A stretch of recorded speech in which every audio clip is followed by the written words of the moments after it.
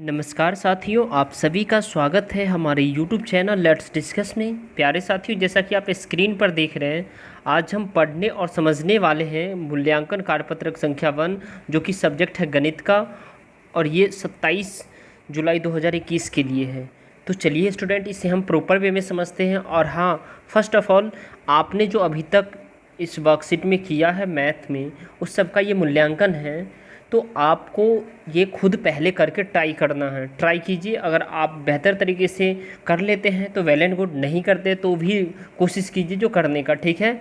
और जब पहले आप ट्राई कर लीजिए, उसके बाद इस वीडियो को इस क्वेश्चन वाइज देखते रहिए, ठीक है। तो चलिए, आप पहला क्वेश्चन ट्राई करेंगे, फिर दूसरा, फिर तीसरा।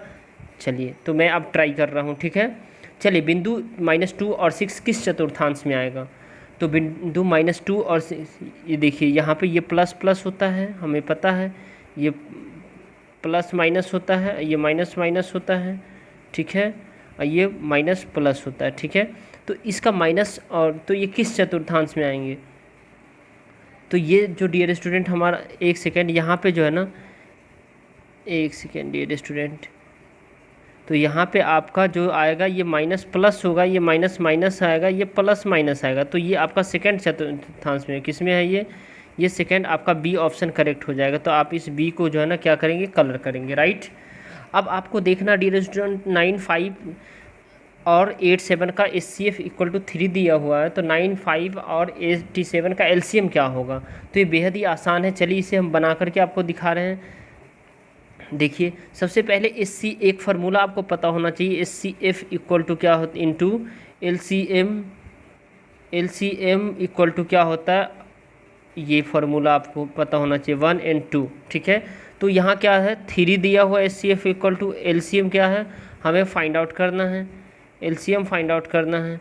और उसके बाद 1 और 2, यानी 195 दे रखा है इंटू, उसके बाद 87 है, ये 87 दे रखा है। अब आपको क्या करना है डियर स्टूडेंट, जब इसका कैलकुलेशन आप करेंगे तो LCM = क्या हो जाएगा, LCM = क्या हो जाएगा डियर स्टूडेंट, LCM = क्या हो जाएगा, 195 इंटू 87 अपॉन में 3 हो जाएगा। अब इसका जब कट करेंगे आप, ठीक है डियर स्टूडेंट, तो इसका जब कट करेंगे तो ये 3 से भी कट हो सकता है, ठीक है।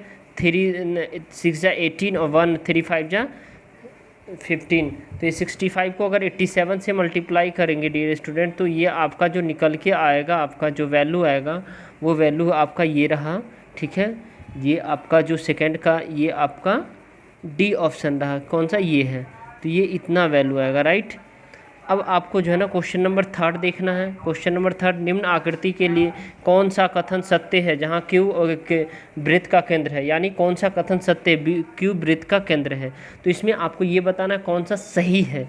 तो वृत्त का केंद्र आपको ये ध्यान रखना है डियर स्टूडेंट, ये जो है ना, ये क्या होता है, अगर ये बी एंगल है, एक ये एंगल है, ठीक है। अब ये एंगल है तो ये हाफ है, तो ये ट्वाइस है, तो ये हाफ हो जाएगा, ये हाफ है तो ये ट्वाइस हो जाएगा, ठीक है। यानी ये 1 है तो ये ट्वाइस हो जाएगा। अब आपको निम्नलिखित आकृतियों में से कौन सा कथन सत्य है? तो इसमें जो डियर स्टूडेंट आपका सत्य आंसर होगा, ठीक है, वो आपका सी ऑप्शन करेक्ट हो जाएगा, यानी आपका ऑप्शन नंबर सी करेक्ट हो जाएगा। बहुपद 4x + 3 का शून्य क्या होगा? तो 4x + 3 का शून्य कैसे निकालते हैं, 4x + 3 = 0। तो 4x = क्या हो जाएगा, -3, x = क्या हो जाएगा, -3/4। तो ये देखिए, ऑप्शन नंबर ए करेक्ट हो जाएगा आपका। कौन सा इसका, ऑप्शन नंबर ए करेक्ट हो जाएगा आपका, राइट। और इसका ऑप्शन नंबर आपका जो है ना डियर स्टूडेंट, और क्वेश्चन नंबर 3 का जो है ना आपका सी करेक्ट हो जाएगा, ठीक है। ये सी आप लगाएंगे। उसके बाद अब देखते हैं क्वेश्चन नंबर 5 है डियर स्टूडेंट, दी गई आकृति में से triangle XYZ = 118 metre square, XS = 4 metre square. यदि XS लंब है यानी YZ पर, तो YZ निकालना है, YZ ही निकालना है। तो आपको याद रखना चाहिए, ये फार्मूला को किस चीज़ का होता है, ठीक है। ये आपको समकोण त्रिभुज का, समकोण यानी जो है ना राइट एंगल ट्रायंगल आपने पढ़ा ही होगा, ठीक है। तो इसको बनाने का जो डियर स्टूडेंट ये बता रहा हूँ, जैसे कि इसको बनाना कैसे आपको, ठीक है। तो इसको बनाने के लिए एरिया आपको निकालना पड़ेगा। एरिया = क्या होता है, एरिया = 1/2 इंटू आधार गुने ऊंचाई, ठीक है, आधार गुने ऊंचाई होता है, ठीक है। अब देखिए आधार गुने ऊंचाई होता है, तो इसमें आपको क्या करना है, एरिया क्या 118 दे रखा है, ठीक है, equal to 1/2 into base into height, तो हाइट भी हमारा 4 दे रखा है, ठीक है, हाइट कितना हमारा 4 से, और ये YZ हो जाएगा ये हमारा जो है ना, ठीक है। तो ये YZ यहाँ पे आप करेंगे, ठीक है, एक सेकेंड, 1 आप यहाँ फिर से लिख लीजिए, यहाँ पे आपका 118 equal to 1/2 into YZ into 4 हो जाएगा। तो इसका जब कैलकुलेशन आप करेंगे डियर स्टूडेंट, तो इसका कैलकुलेशन आपका जो है ना डियर स्टूडेंट, ये आपका बी ऑप्शन आ जाएगा, यानी बी ऑप्शन करेक्ट है 5th का, ठीक है, ये बी ऑप्शन आपका करेक्ट हो जाएगा।